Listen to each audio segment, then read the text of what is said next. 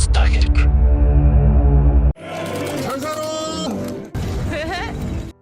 Гэрлээд ердөө 89 санаж байтал шинэхэн эхнэр нь гэртээ хачирхалтайгаар нас барж нөхөр нь ухаан мэдрэлгүй болтлоо ингэрээ уран уйлын хайлж байлаа. Бүгд үүнийг гинтийн осол гэж бодож байсан ч эхнэрийнх нь оршуулах ёслол эд дундаа орж байхад цагдаа нар төрөл төрөстийн нүдэн дээр нөхрийг нь баривчлан авч явна гэж хинч төсөөлөөгүй юм. Хамгийн амар нь хяналтын камерын бичлэг устсан араасаа хүүрсэн худал хуурмаг шүүх хэмнэлийн хөдөлшгүй баримт гээд бүх с жиг хамгийн ойр дотны энэ хүн рүү чиглэж байлаа. Гаднаа чихэрлэг мэт харагдах гэрлэлтийн ард хүний амьсгал боогдуулам шунал бас дарамт нуугдж байв. Ингээд өнөөдрийн түүх рүү хамтдаа орцгоё. 사랑한다. 그래. 사랑해. Яг одоо та бүхний харж байгаа инээмсэглэл тодруулсан ухаалаг бөгөөд элэгсэг энэ бүсгүйг Рюхэйон бидэг. 1994 онд төрсэн тэрээр цэвэрхэн царайтай гэгээлэг бөгөөд эргэн тойрныхныхоо нүдэнд харах тусам хайр татам тааламжтай мэдрэмж төрүүлдэг охин байв. Рюхэйон Сөүл хотын Гансо дүүрэгт жижигхэн галбиржуулах студ ажиллаулдаг. Өөрөө мэрэгжлийн пилатесийн багш байлаа. Тэр маш их хичээл зүтгэлтэй үндсэн ажлаа сайн хийхин зэрэгцээ гоо сайхны сургуульд суралцаж ажиллахын хажуугаар өөрийгөө хөгжүүлдэг байв. Олон жилийн турш баггүй хоримтлол үүсгэсэн ирээдүйдээ тодорхой төлөвлөгөөтэй хөдөлмөрч тууштай өсөх байлаа. 2024 оны ихээр найзынхаа танилцуулснаар Рюхэйон өөрөөсөө 3 насаар ах Соо өвгтэй нэгэн залуутай танилцжээ. Нас ойролцоогоос гадна Соо өвгт ч бас өөрийн гэсэн пилатесийн төвтэй нэг салбарт ажилладаг тул тэд хоорондоо маш сайн ойлголцдог байв. Соо өвгт ч өөрийгөө маш халамжтай, анхааралтай нэгэн гэж харуулжээ. Хэйон 30 нас хүрч гэрлэх насанд очсон байсан тул Сооёыг ноён нуруутай, найдвартай, насаараа түшиж болох хүн гэж бодон аажмаар сэтгэл алдарч тэд гэрлэх ёслолын ордонд хөл тавьжээ. 고생했어. 잘 결혼해줘서 고마워. Хэйон ээдрээтэй амьдралын дараа эцэст нь хүсэн хүлээсэн аз жаргалтай амьдралаа ухтан авлаа гэж баярлаж байв. 하나, 둘, 셋. 잘 살아!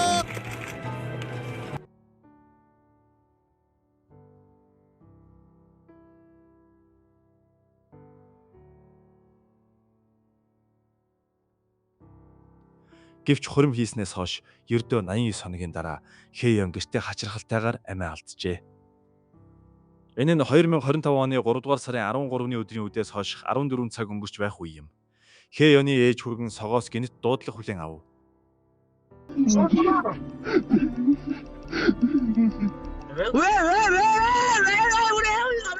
Утасны цаана Соо үйлсэн хоолоогоор тасалдан ярьж эхлэв. Хэйоны ээж хүргнийхээ үгийг сонсоод маш их сандарч Хэйон хаана байна? Хэйонд юу тохиолдов? Юу болсон бэ гэж яаран асуув. Соо нилээд удаан чимээгүй байсны эцэст нь зориг гарган ээжд нь Хэйон нас орчихлаа гэж хэлжээ.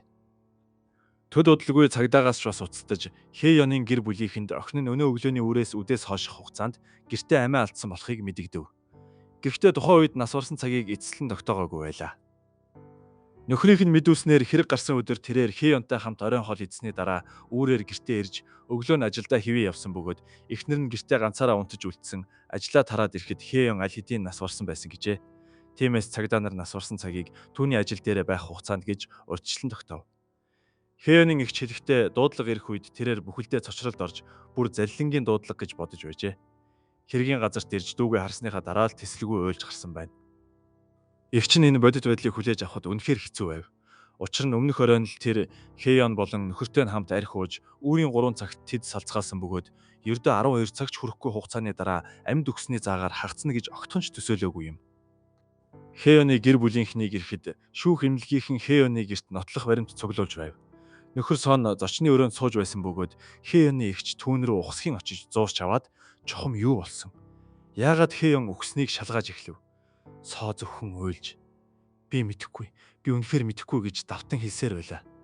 Хэйоны эгч сандарч бухимдан түүн рүү хашгирч миний дүү тийм сайн хүн байсан. Чухам юу болсон юм бэ гэв. Гэвч Соо уйлахаас өөр юу ч хэлж чадахгүй. Зөвхөн ажилласаа ирэхэд Хэйон аль хэдийн өгсөн байсан гэдгийг л давтан хэлж байв. Эхэндээ гэр бүлийнх нь Хэйонд ямар нэгэн далд суур өвчин байсан юм болов уу гэж бодож байв. Нөхөр Сон хэлэхдээ Хэйон эрүүл мэндэд маш их санаа тавьдаг, үргэлж биеэ торддог, баг зэрэг ханиад хүрсэн ч эмнэлэгт очиж үзүүлдэг. Тогтмол шинжилгээ байнга хийлэгдэг байсан гэв. Тэрээр пилатесийн багш бөгөөд биеийн байдал нь үргэлж сайн байсан тул гинтийн өвчин биш байх гэж хэлжээ. Шүүх хэмнэлгийн задлан шинжилгээгээр Хэ Ёны хэвлийн тус газар хөхөрсөн, хүзүүнд нь бүдэгхэн улаан зураас гарсан, биеийн доод хэсэгт хазуулсан мэт шарх байгааг тогтоожээ. Энэ нь гинти осол биш, харин хүн амины хэрэг байх магадлал маш өндөр байлаа. Гэтэл хэрэг гарсан байранд эд зүйлсийг өнгөчж хайсан уул мөр байсангүй. Хаалга цонх эвдрээгүй. Хэ Ён халдлагад өртсөн шинж тэмдэггүй байв. Цагдаа нар тэр даруй илүү наривчлсан задлан шинжилгээ хийх санал гаргасан бөгөөд нөхөр Сооч газар дээр нь зөвшөөрөв.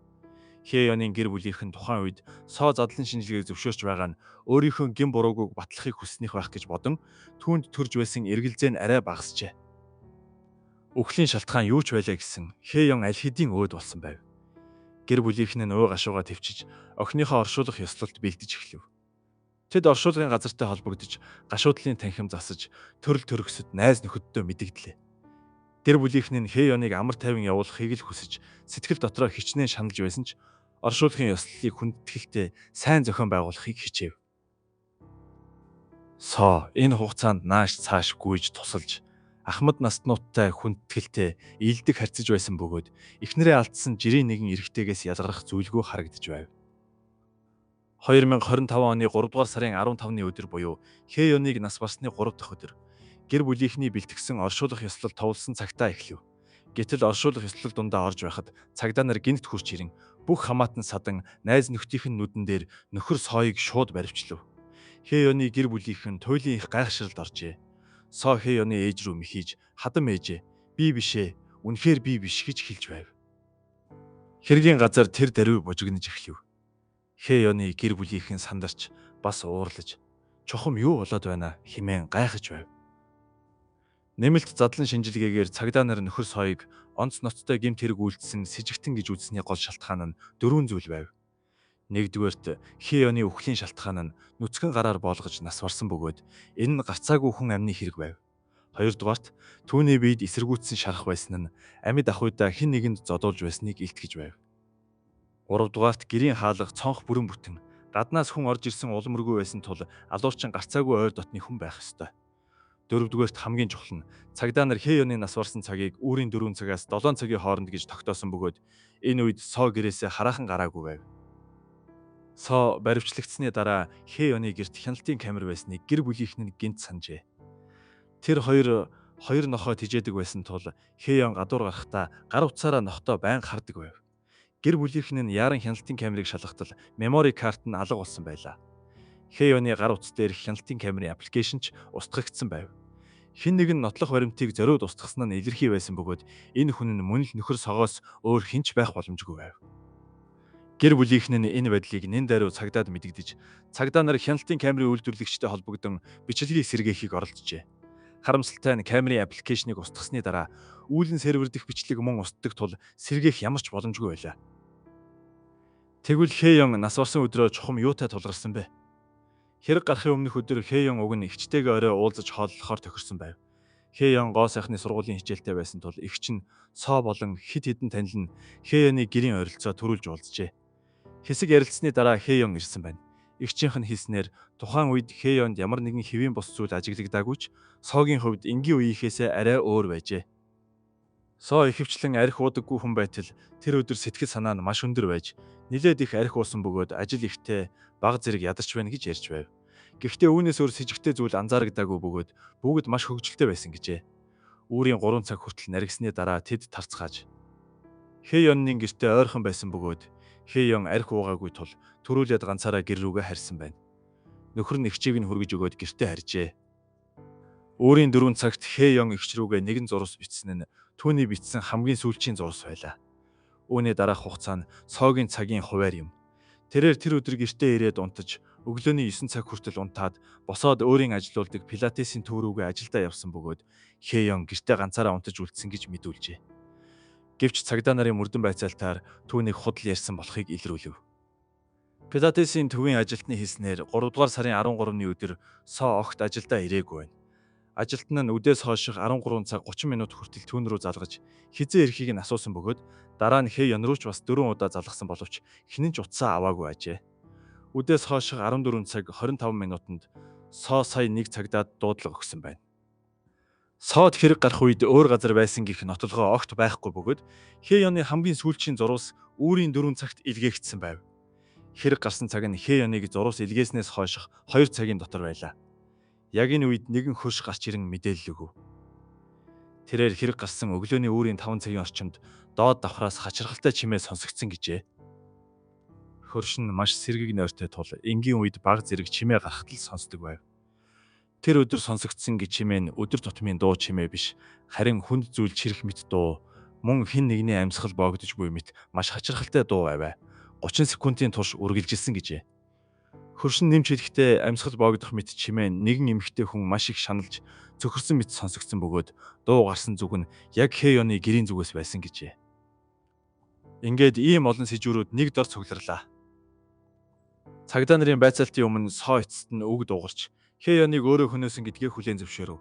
Гэхдээ тэрээр үүнийг ердөөл санамсаргүй осол байсан гэж мэдүүлжээ. Соогийн мэдүүлснээр тэр үрээр Хеёны ихчийг хүргэж өгөөд гэртээ эрэхтээ эхнэртэйгээ дотносхийг хүссэн боловч эхнэр нь түүний сэтгэл хөдлөлийг огт тоосонгүй.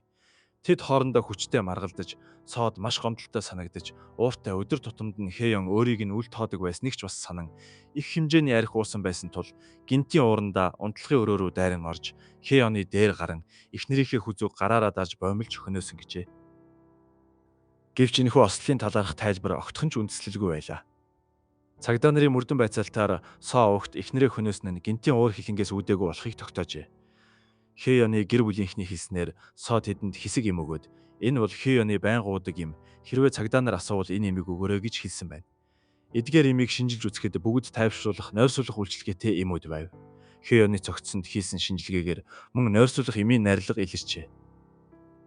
Хеён энгийн үед эрүүл мэндэд маш их анхаардаг, тамхи татдаггүй, арх уудаггүй. Тэр байтугай имийг зохисгүй хэрэглэх нь бүхэл хол байдаг нэгэн байв. Тиймээс Соо түүнд хүчээр уулгасан, эсвэл нууцаар хоолнд нь хольж өгсөн байж болзошгүй гэж гэр бүлийнх нь сэжиглжээ. Соогийн өөрийгөө өмгөөлсөн үг хүмүүст үнэмшил муутай байлаа. Тэд хорим хийгээд ердөө 89 хонож байхад зөвхөн нэг удаагийн маргаан бэлгийн харилцаанд орохоос татгалцсны төлөө яаж хүний амь хөнөөж чадах вүлээ? Цагдаа нарын цаашдын мөрдөн байцаалтаар энэхүү шинэхэн хосуудын дунд аль эртнээс олон зөрчилдөөн үүссэн байсныг илрүүлв.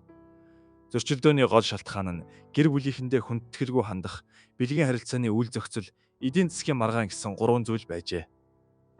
Соо мэдүүлэхдээ өөрийнх нь ээж хөгжлийн бэрхшээлтэй бөгөөд Хеён байнга танилууддаа хадам ээжийнхээ биеийн байдлын талаар гомдлож, хадам ээжийнх нь хөгжлийн бэрхшээл хүүхдэд нь удамшихгүй гэж санаа зовдөг байсан гэв. Мөн Соотой гэрэлсэндээ маш их харамсаж байна гэж байнга хэлдэг байсан гэжээ. Гэвч Хеёны гэр бүлийнхэн үүнийг Соогийн шалтгаан, нас барсан Хеёнд хариуцлагыг тохох гэсэн оролдлого гэж эсэргүүцэв. Хеён амьд ах уйдаа хадам ээжтэй маш сайн ханддаг байсан бөгөөд настай хүний бие тааруу хөдөлгөөн муутай тул Хеён байнга хадам ээжийнхээ хоолыг нь халбагдаж өгөн асарч халамжилдаг байсан ба хизээч гомдлож байгаагүй гэжээ. Хеён амьд ах уйдаа найздаа нөхрөө маш их бэлгийн дур хүсэлтэй, эмэгтэй хүнийг хайрлын энерхийг огт мэддэггүй. Хизээч эмэгтэй хүний өнцгөөс бодож үздэггүй талаар ярьж байжээ. Тэр хоёр биед хүрэх болон ор хүнжлийн ажлаас болж байнга маргалддаг байв. Хеён Соотой үерхэд хагас жил болсны дараа санамсаргүйгээр жирэмсэн болсон бөгөөд тухайн үед тэр хоёр гэрлэхээр төлөвлөж хүүхдэд төрүүлэхээр шийдсэн байв. Гэвч жирэмсний 6 дахь 7 хоногт Хеён зулбсан байна. Зулбсан шалтгаан нь нөхрийнх нь хит их шаардлагаас болсон байх магадлалтай байв. Хамгийн сэтгэл өвтгөм нь зулбснаас хойш удалгүй Хеён умаан хүзүүний жирэмслэлт хэмээх маш ховор өвчтэй болох нь онцлогджээ. Энэ нь 30 мянган хүнд нэг тохиолддог өвчин бөгөөд мис засал хийлгэх шаардлагатай байв. Хеён мис засалд орж тэр хоёр ч гэрэлжээ. Эмч түүнд дор хаяж 2-7 хоног амрах хэрэгтэй. 1 сарын дотор бэлгийн харилцаанд орж болохгүй. Эс бөгөөс биед ноцтой хор хөнөөл учруулна гэж анхааруулсан байв. Гэвч нөхөр нь Хеёны биеийн байдлыг огт хайхрахгүйгээр Хеёныг биеэ тэнхрүүлж явах хугацаанд хэд хэдэн удаа бэлгийн харилцаанд орохыг шаардаж бүр хүчирхийлсэн байна. Соо огт бүр Хеёнд гарах хүрч тэдний харилцаа улам бүр мууджээ. Хэдийгээр гэрлээд удаагүй байсан ч Хеён салах тухай бодож эхлэв. Гэвч Хеёныг салах санал гаргах бүрд Соо өвдөг сөхрөн уучлалт гуйж дахиж хизээч ингэхгүй хэмээн уйлж гуйгаад гимжсэн цагтл бичиж засархаа амладаг байв.